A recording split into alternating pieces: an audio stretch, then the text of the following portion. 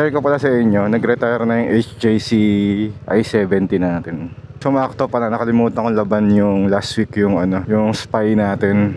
So binila natin ng lens yung i10. Buti nga lang may mga mura na ngayon kasi nung panahon na dati, mga panahon na binili natin yung i10, wala tayong makitang lens na mura sa para dun sa i10 tsaka i70 nga.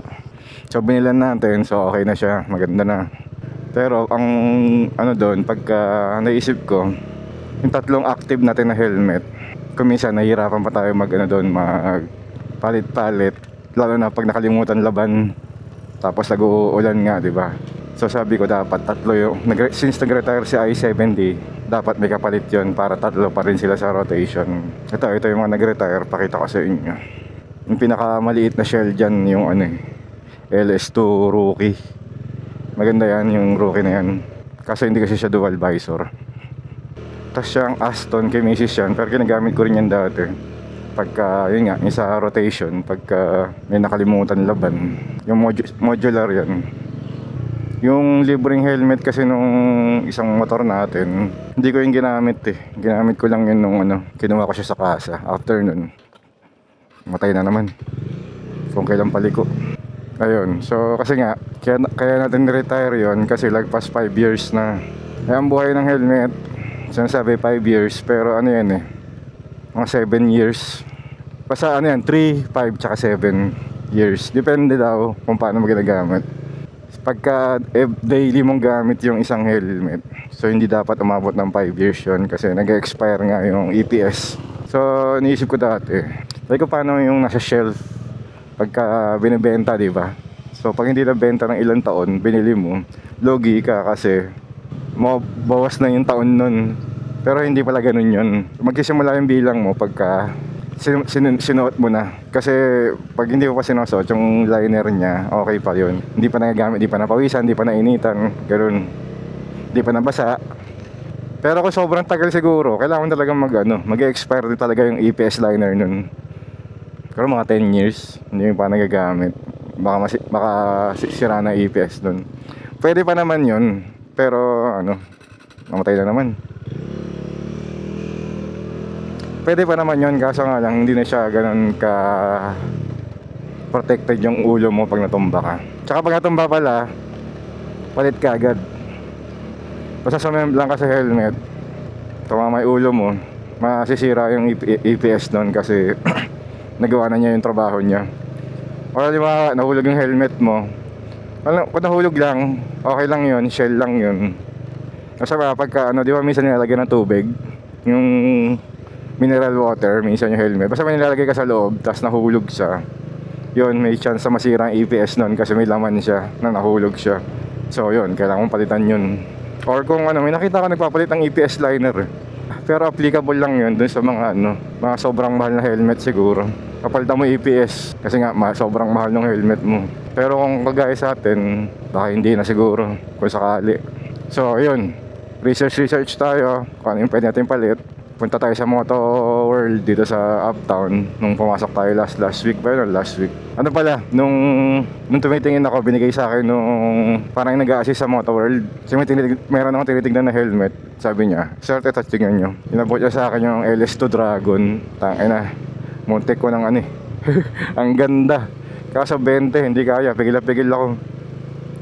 Napatanong ako kung may kung may installment, zero interest na sobrang ganda. Ganda nun. Buti na napigilan natin yung sarili natin. So yun, ang pinagpipilian natin, yung Stinger 2 ba yun? Tsaka basta yung Scorpion natin 6,000 doon sa Moto World. Saka yung LS2. Kasi bala ko lang, hindi na talaga tayo kukuha ng tag 10k kasi na ganun yung range nung Spy tsaka nung i70. Sabi ko yung na lang kasi nga magpapalit-palit din naman, so doon na lang tayo sa 6k below. Ganito gawin nyo pala, tip lang din, magsukat kayo sa malapit na shop, tapos kung wala yung kulay na gusto nyo, orderin nyo online. Pero ingat ha, online kasi baka hindi nyo makuha yung ano, baka peke ganun or matagal na yung shelf life. Ang napusuan natin ng unang-una, yung LS2 Stream 2, yung vintage. Eh since wala nga sa Moto World, hanap tayo online. Eh yung mga na-contact nating shop na nagbibenta ng helmet, wala sila nung vintage, wala na daw. Kasi mukhang malakas siya kasi maganda yung kulay. Kahit tayo nagustuhan natin. So sumugal ako. Kasi yun talagang gusto ko. Sumugal ako sa online TikTok. Ang nakita ko nung una si Mr. Ciclo. Sa Taguig yun. Sabi ko daan ako kaya ito bago pumasok kasi nga Taguig lang. Pero parang out of way. Tsaka alam nyo naman pag napasok tayo lagi tayo late. Lagi tayo naghahabol sa oras. Kaya umorder lang ako sa TikTok. Tapos nung pagka-check out ko, nakita ko yung shop kay Mr. Ciclo din. So dumating siya, mabilis siya dumating, parang kinabukasan dumating ka agad. So hindi tayo nagsisi nung nakuha natin to. Nagamit na natin siya ng ilang beses. Pero nung mga unang beses kasi, hindi natin na video kasi nilagay natin niya sa harapan. Sa Taka 360 tayo kasi wala pang chin mount, di ba? Tapos dumating yung chin mount natin, GRX. Kinabit natin, hindi rin natin nakabit yung helmet, yung camera sa helmet pa kasi pinapatagal pa yun ng 24 hours para kumapit ng gusto. Kaso yung mga video natin nun, yan, yung nilagay ko dyan sa harapan, hindi pala naka 360 mode. So hindi ko siya maikot-ikot. So ngayon natin gagawin. Pero pahapyaw lang kasi luma na tong helmet na to, marami na nag-review na ito. Ang unang hinabulan dito yung wind noise. Tapos yung dumating pala to, binuksan ko. Una kong chinek yung manufacturing date niya. So swerte tayo kasi yun una ko naiisip sa online, baka lumang stock yung padala sa atin. So yun nga, ang dumating 2025 March. Kasi this year lang. So okay na yun. Panalo tayo kay Mr. Ciclo na yun. So salamat kay Mr. Ciclo. Tapos yung padding niya, yung inner paddings, maganda. Kalahati yung presyo niya kay Spy. Pero yung quality niya, lamang siya ng kalahati kay Spy. Naintindihan ko naman si Spy kasi si Spy, ano yun, di ba? Carbon. So yung budget ng helmet na yun napunta sa shell. Pero kahit na, sa tingin ko hindi dapat ganun. Lilock yung ano niya, yung lens niya. Kaso nga lang, hindi ko lang nagustuhan dito. Tatlo lang yung settings ng lens. Open, half, tsaka close. Pero pwede mo naman i-adjust ng konti-konti. Pero kasi hindi siya nakalock eh. Tatlo lang, hindi kagaya ng ibang helmet nating iba. Naglalak siya sa kahit anong posisyon na gusto natin. Ito hindi, tatlo lang. Pero kagaya ng sabi ko, build quality, sobrang ganda. Sa presyo niyang 4.8 bilhin natin online. Free shipping pa. Parang 4,999 to sa Moto World. Kaso nga lang wala nga yung vintage na design. Pero sulit siya. Wind noise, yun yung sa review na nakita natin, okay daw yung wind noise. Totoo naman, ka-level niya yung i10 natin sa iingat, sa wind noise. Tapos pati yung shape, pag nasa expressway ako, nung ginamit ko siya, pag nag-head check ako, hindi ako nahihirapan ibalik yung ulo ko. Kapares nga siya ng i10 ng halos-halos. Pati yung wind, niya, yung tawag dito, shape niya para sa wind drag, halos pareha siya. So kasi si i10 hindi mahirap ibalik yung ulo pa nag-head check sa mabilis eh. Pero si i10 kasi lusot yung hangin dito sa ulo, ramdam na ramdam. Ito hindi. Pero okay na din sa presyo niya, ang ganda. Tapos yung sa ulo niya, yung sabon-bonan na padding, hindi siya sambo, parang may garter siya, parang floating siya eh. Parang hindi ko alam kung bakit ganun eh, pero at least parang adjustable siya, depende sa ulo mo. Hindi siya, dito lang ako nakakita nun eh. Ang hindi ko lang nagustuhan, isa pa hindi ko pa nagustuhan, yung ratchet niya, parang siya, plastic siya na parang 3D printed na parang hindi maganda yung itsura. Pero okay naman, kasi ECE 2206 to, kasama yung mga lock, mga ganun sa testing. So okay naman siya. Pero yung itsura hindi, kasi yung kay Macy's kasi, yung LS2 niya, yung Advant niya, bakal yung ratchet. Sabagay kasi malayong presyo, 15 yun eh. So times 3 yung presyo niya, pero kaya naintindihan ko naman. Pero nga, sa presyo niya maganda yung quality. Yung shell, okay, yung design, ganda ng graphics. Okay yung vents. Yung lens, okay, maganda. Hindi ko pa siya nakata-try tanggalin. Meron ako nakita na madali lang tanggalin yung lens. Pero hindi naman kasi importante yan. Bihira naman natin gagawin yun. Ano pa ba masasabi natin sa helmet na to? Bukod sa okay siya, yung mga mag-focus tayo sa hindi dapat gusto, kasi parang dalawa lang yung nakikita ko hindi ko gusto. Hindi naman siya deal breaker, parang pwede pa sana mas maganda yon part na yon. Yun nga, yung lens, tatlo lang yung settings, tsaka yung ratchet niya, parang low quality tignan. Pero sure ako hindi siya low quality kasi nga ECE 2206 nga siya. Tapos malayong tahimik siya kay Spy pag nakabukas yung lens. Kagaya ito, nakabukas ng konti. Pag naka-fully open, hindi siya pumipito masyado. Tapos sa expressway, pag nakasara, tahimik naman siya.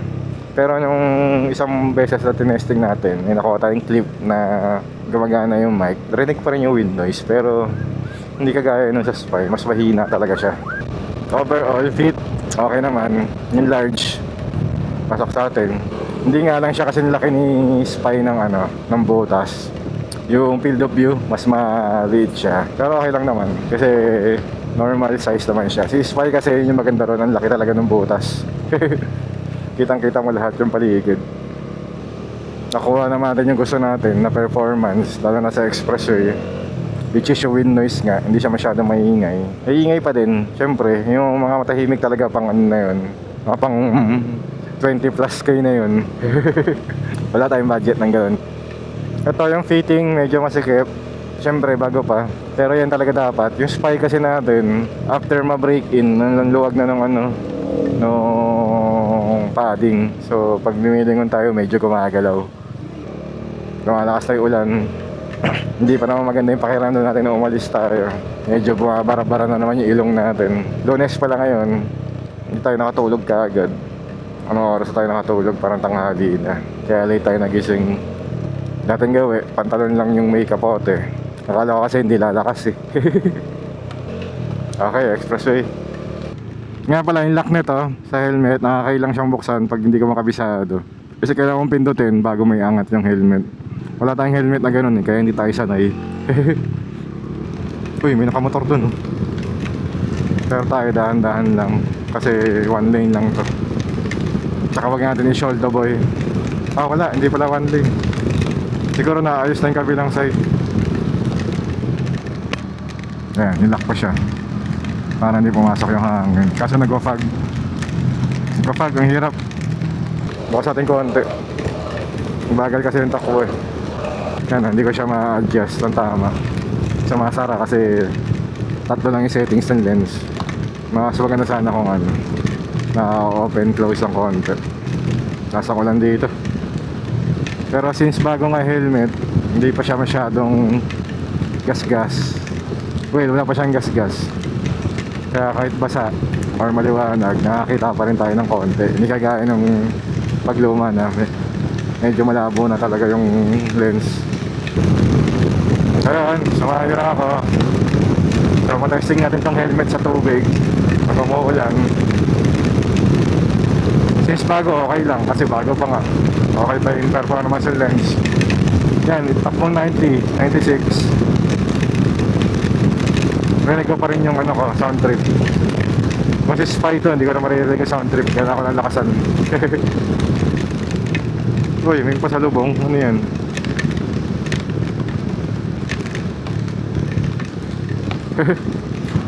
Expressway. Scooter yun ah. Oh, ito yung nakamotor kayo na. Naka 390.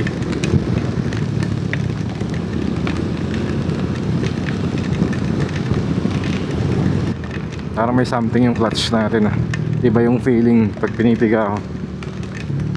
Dahil siguro sa gloves, basa na yung gloves natin.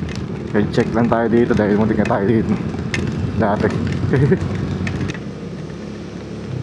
Ayoko kasi magsuot ng kapote na ganyan yung pantaas. Kasi parang mas hindi ako yung pakiramdam ko pagka pawis, basa ako ng pawis kaysa basa ng tubig. Well actually iba pag basketball. Pero yung ganun kasi, hindi ko alam. Pero baka sa isip ko lang yun. Hindi lang ako komportable siguro. Nagugutom na ako, shit. 9 kasi yung huling kain natin. 9:30 ganun. Sa tulog tayo ng alas 12. Mga alas 12, hindi ko sure. Bala ko 3 hours lang tulog eh. Kaso hindi ako nagising. Kahit ginagising ako ni Mrs. hindi ako magising. Yan tuloy, late. Bayaran ko na lang, extend ko na lang yung out mamaya. Since nag-uulan naman, so baka wala na yan pagka pay na naman oh. Baka wala na yan sa ano pag mga bandang alas 4 na. Punasan ko rin kaya baka wala na kayong makita. 6:30, so 30 minutes pa lang tayo bumabiyahe.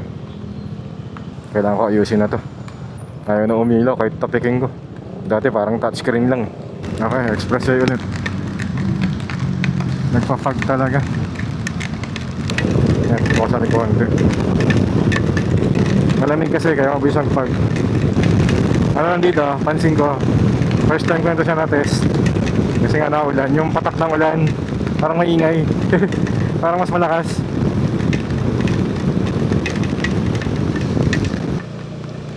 So maluwag dito, walang pila. Baka tatapos lang ng go, maubos. Medyo bumigat yung pakiramdam natin sa basa. Kumano yung natin, nakawit yung batok, baka sa biyahe lang. Pagka medyo giniginaw na kayo, yun na yun. Kaya tayo medyo giniginaw na tayo sa tubig. Sir, palagay na lang. Anong number yan, sir? 17, salamat.